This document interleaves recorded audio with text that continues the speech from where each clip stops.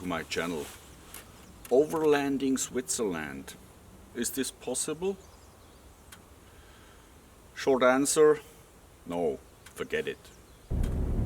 Except you would accept overlanding on paved roads through nice landscapes and camping on official campgrounds. Then yes. Of course there are unpaved roads like the one here, but these are rather short stretches. Most are forbidden to drive anyway. There is a law in Switzerland which generally forbids to drive in forests. Basically in Switzerland everything is forbidden.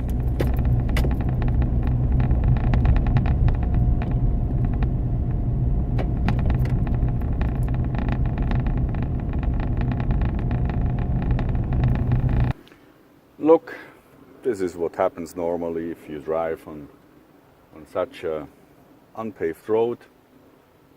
Basically, yeah, most tracks here in the Midland are closed. Let's have a look here. There is no sign that here it is forbidden. So basically I could enter here, but this is not a real track. It becomes very narrow. It stops. Not sure if it would be legal or if it falls under that other law that basically driving in forests in Switzerland is forbidden. Yeah, that's what it is. A few words about boondocking or wild camping. Look, a space like this. Why not putting here the rig and so on? Point is, here in the Midland, all this land here, there are owners. You cannot pitch here your camp without asking them for permission.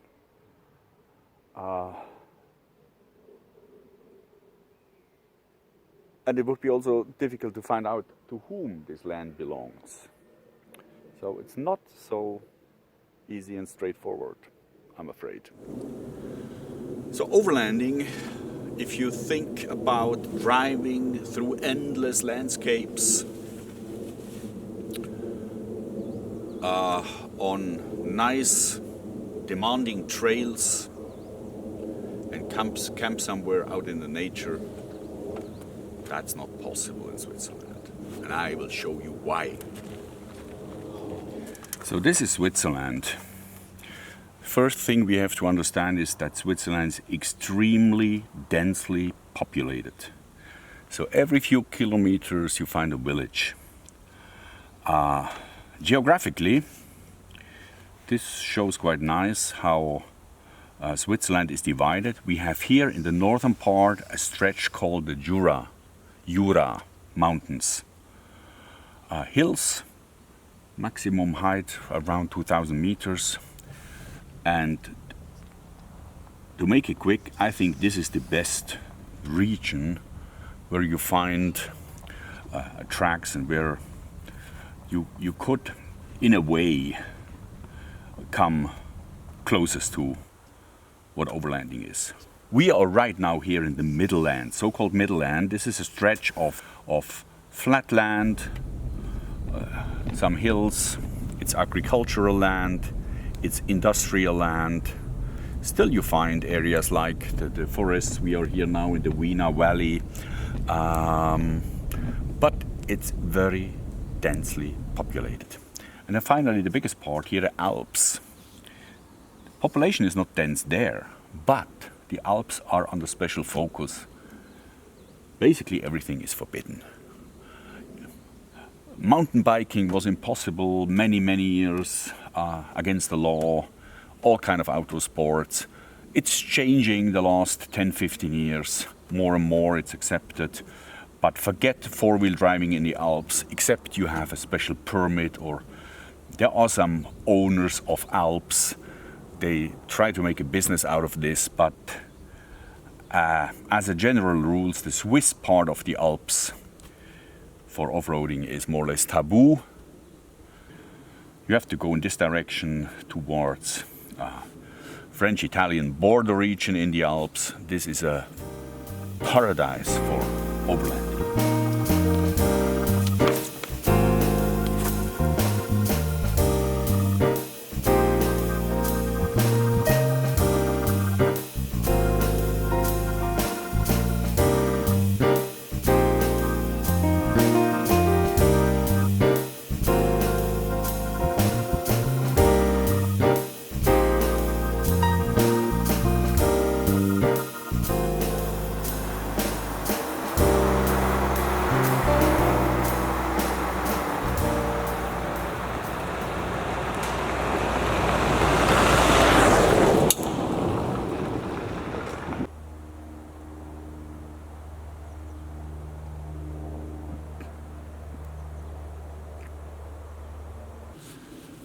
You know, a day like this, nice weather, Sunday, tracks like these here.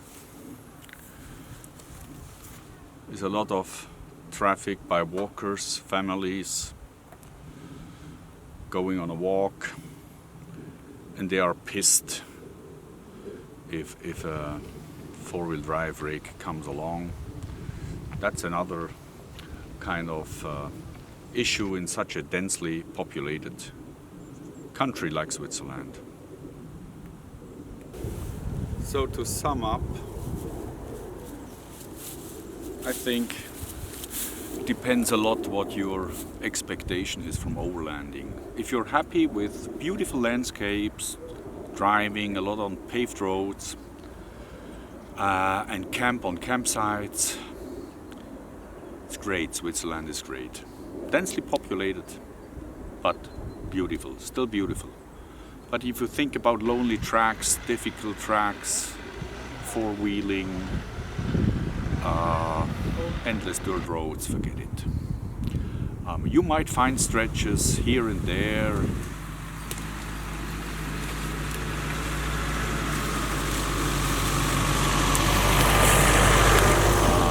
but nothing that would make Switzerland to a recommended place for overlanding and off-roading. Hey, listen, this is my opinion. If you have a different opinion, please write it in the comments below. Thanks a lot for looking. Cheers.